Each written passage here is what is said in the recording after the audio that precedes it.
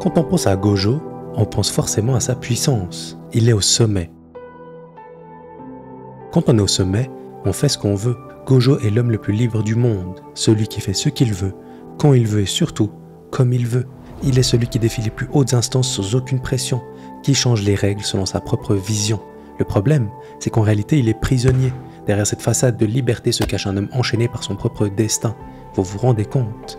Gojo Satoru peut tout faire, sauf arrêter d'être Gojo Satoru. Dès sa naissance, son sort était scellé.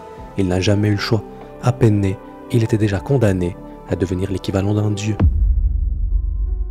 Il est le premier homme en 4 siècles à hériter à la fois du 6e œil et du pouvoir de l'infini. Vous comprenez ce que ça représente? Sa naissance à elle seule change l'équilibre du monde des exorcistes. Une prime de 100 millions de yens est mise sur sa tête instantanément, alors qu'il n'est qu'un enfant. 100 millions!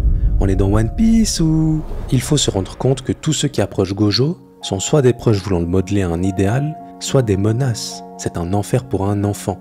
Vous voyez Toji?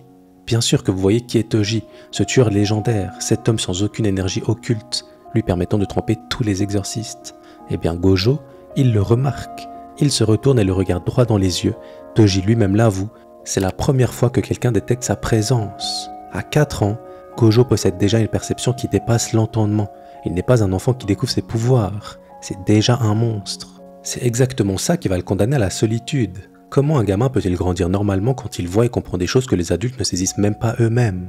Comment peut-il développer des relations saines quand sa simple existence terrifie le monde entier? Le pire, c'est que tout ça n'est que le début du fardeau qu'il porte. Parlons du 6e œil, cette capacité extraordinaire qui lui permet de voir l'énergie occulte dans ses moindres détails. C'est pas qu'un don, il voit trop, il comprend trop. Il sait des choses que personne d'autre ne peut comprendre. Il dira lui-même que ce pouvoir le sépare des humains, qu'il l'éloigne de son humanité. Et oui, c'est pour ça qu'il portera un bandeau plus tard. Et le pouvoir de l'infini, cette technique qui crée une distance infinie entre lui et le monde. C'est pas juste une technique, c'est sa vie, littéralement.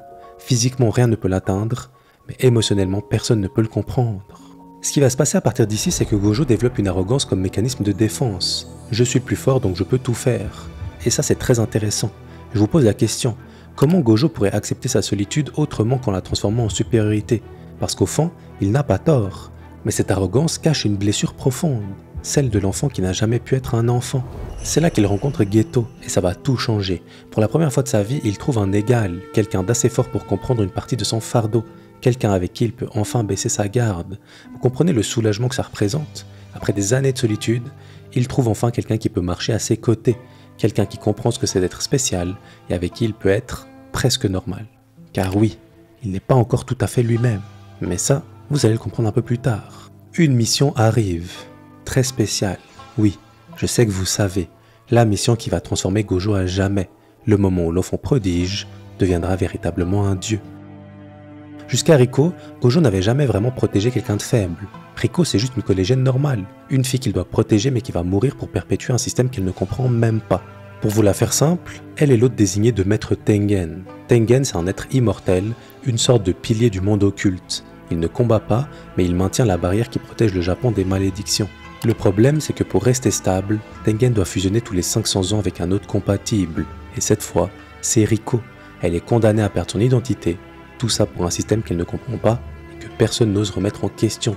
Et Gojo dans tout ça, il ne protège pas juste une cible, il accompagne une enfant vers une mort programmée. Il découvre ce que c'est vraiment que de porter une vie humaine sur ses épaules. C'est ce lien-là qui va tout changer. Pour la première fois, Gojo développe un attachement sincère, quelque chose de pur. Il la voit vivre ses derniers jours d'innocence. Il comprend ce qu'il protège vraiment, l'humanité. C'est très symbolique parce qu'il la voit être ce qu'il n'a jamais pu être, innocente. Toji Fushiguro. Je vous en ai déjà parlé plus tôt, mais ici, il a été mandaté pour tuer Riko. Il est l'homme qui va non seulement réussir sa mission, mais surtout, qui va briser l'illusion d'invincibilité de Gojo.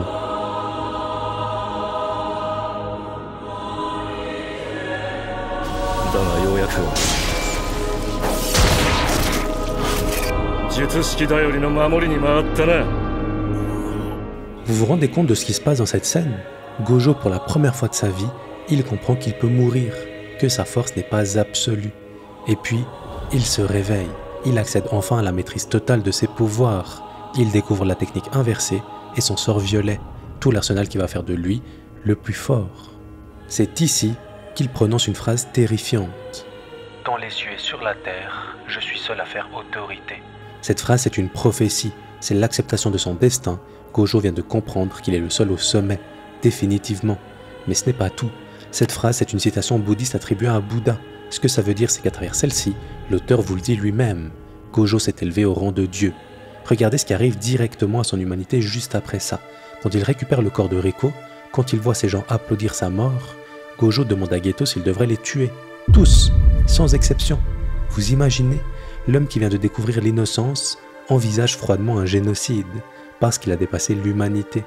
Il ne voit plus les humains comme ses égaux, mais comme des êtres inférieurs qu'il peut écraser ou épargner.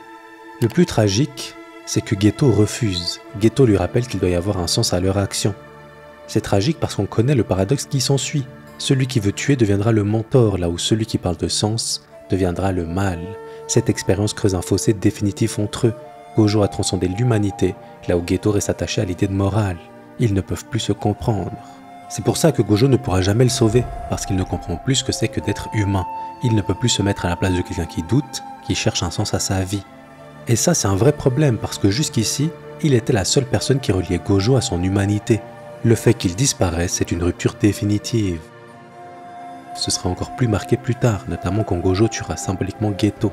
Le plus fou, c'est que cette symbolique ne s'arrête pas là, mais je ne peux pas encore vous le dire, alors restez concentrés. C'est à ce moment-là qu'il prend une décision radicale, devenir professeur. Pas vraiment par altruisme, mais par désespoir. Être accompagné le libère de sa solitude, mais en plus, il espère créer une nouvelle génération d'exorcistes assez forts pour le comprendre. Mais même cette décision révèle la prison dont je vous parlais. Gojo ne peut plus vivre au travers lui-même. Il ne peut plus avoir de rêve, d'ambition. C'est là qu'on touche au cœur du problème de Gojo. Ses élèves. Il a perdu Geto. Il a compris qu'il était condamné à la solitude. Alors il tente le tout pour le tout, créer des êtres capables de le comprendre. Regardez Yuji. Dès leur première rencontre, Gojo voit en lui quelque chose d'extraordinaire. Pas sa force physique, non, sa capacité à rester humain malgré qu'il ait Sukuna en lui, une qualité qui le rapproche de Gojo. Parce que contenir Sukuna et rester humain, c'est unique. Et Megumi c'est encore plus personnel, c'est le fils de Toji. Gojo aurait pu l'abandonner aux Zenin, le laisser devenir une arme, mais il choisit de le protéger. Pourquoi? Parce qu'il voit en lui un potentiel. Après tout, Toji est le seul à l'avoir mis en difficulté. Vous comprenez ce que ça veut dire? Gojo forme consciemment ses successeurs. Il espère secrètement que l'un d'eux deviendra assez fort pour le surpasser, pour le libérer de son trône, parce que ce sommet, c'est la chaîne la plus puissante de sa prison. Ça crée un paradoxe, parce que ses élèves deviennent aussi des nouvelles chaînes. Ils s'attachent, doivent s'en occuper et surtout, chaque mission c'est un risque qu'ils prennent avec leur vie. Chaque leçon qu'il leur enseigne, c'est un fardeau qu'il leur transmet. Et quand ils sont en danger, Gojo ne peut pas être partout. Il ne peut pas tous les protéger. Cette responsabilité écrasante, c'est une nouvelle prison. Le truc, c'est que Gojo reproduit le cycle infâme auquel il veut échapper.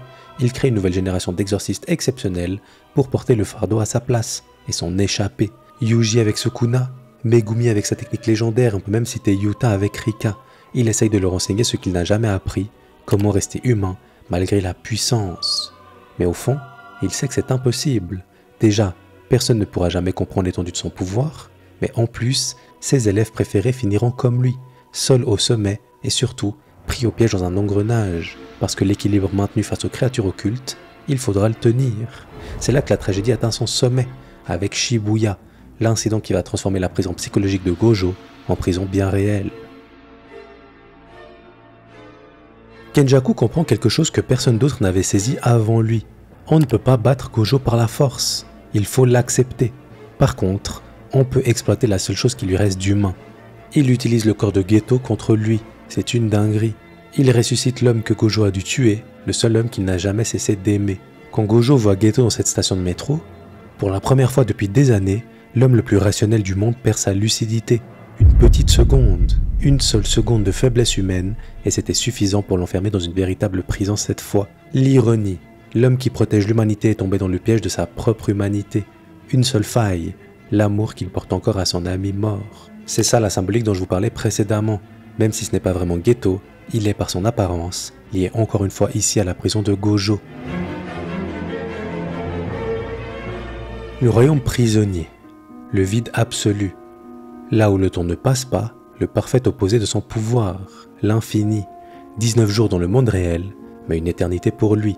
Enfin du temps pour réfléchir à ce qui est devenu sa vie, enfin du silence pour entendre ses propres pensées. C'est presque le calme qu'il recherchait. Le problème, c'est ce qui se passe à l'extérieur. Sans lui, le monde s'effondre. Tout ce qu'il avait construit et protégé se fait annihiler. Quand il sort enfin de cette prison, il n'est plus le même homme. Il a une forme d'acceptation paisible. Il comprend que son destin approche de son terme. Regardez sa première action. Il va directement défier Kenjaku. Il veut en finir avec celui qui a profané le corps de son ami. Mais même cette vengeance lui est refusée, car Sukuna intervient. Et là, Gojo comprend. Son vrai combat final, ce ne sera pas contre l'homme qui l'a emprisonné. Ce sera contre le roi des fléaux, le seul être capable de peut-être le vaincre. Vous comprenez ce que ça veut dire? Gojo accepte ce combat avec un sourire. Pas parce qu'il veut sauver le monde, non, ni même ses élèves, mais parce que ça représente une forme de liberté qu'il n'a jamais eue. Pour la première fois, Gojo va enfin pouvoir être lui-même. Juste Gojo Satoru, l'homme élevé au rang de Dieu, face à Sukuna, l'homme élevé au rang de diable. Ce combat, c'est pas juste un combat, c'est une libération. Gojo va pouvoir se battre sans retenue. Il sourit, de la pure joie, l'excitation d'un homme qui va enfin pouvoir exprimer sa vraie nature. Pendant des années, Gojo s'est bridé. Il a retenu ses coups, il a dû calculer chaque mouvement pour ne pas blesser des innocents. Mais face à Sukuna, il peut enfin tout donner. Et ce combat, c'est de l'art pur. Deux génies absolus qui se comprennent sans aucun mot. Sukuna reconnaît la valeur de Gojo, Gojo respecte la puissance de Sukuna. Une communion entre égaux que Gojo n'avait jamais connue. Gojo se bat avec une sérénité qu'on ne lui avait jamais vue. Il n'y a plus d'enjeu pour lui. Il a enfin trouvé quelqu'un capable de le battre. Et ça, c'est complètement fou. Il ne se bat pas pour honorer son rôle de pilier ou de professeur. Il se bat enfin pour lui. Mais là, avant le dénouement, je dois vous poser une question terrifiante. Est-ce que Gojo a protégé et entraîné Yuji pour véritablement le sauver, ou l'a-t-il utilisé pour avoir une chance un jour de combattre Sukuna? Je vous laisse entre vous et vous-même pour la réponse. Quand Sukuna le tue, avec cette technique impossible, cette attaque qui découpe l'espace lui-même, la symbolique est très forte. L'homme qui pouvait tout prévoir, tout anticiper, découvre enfin l'imprévisible. Il atteint enfin l'inconnu, non pas dans la peur, mais dans l'extase. La mort et la libération qu'il a toujours cherché. La preuve, c'est dans l'au-delà. Gojo exprime enfin sa vérité profonde. C'était amusant. Pas j'ai sauvé le monde, pas j'ai protégé mes élèves. Non, c'était amusant. Quand Sukuna lui dit qu'il était magnifique et qu'il ne l'oubliera jamais, c'est plus qu'un hommage, c'est une reconnaissance, celle d'un dieu envers un autre dieu. Le plus beau, c'est qu'il peut se reposer après avoir vécu sa véritable liberté, le repos d'un homme qui a accompli son destin. J'espère que vous avez aimé la vidéo. Si c'est le cas, n'hésitez pas à me soutenir en vous abonnant et je vous laisse avec mon analyse sur Demon Slayer. Merci pour la force. Ciao ciao.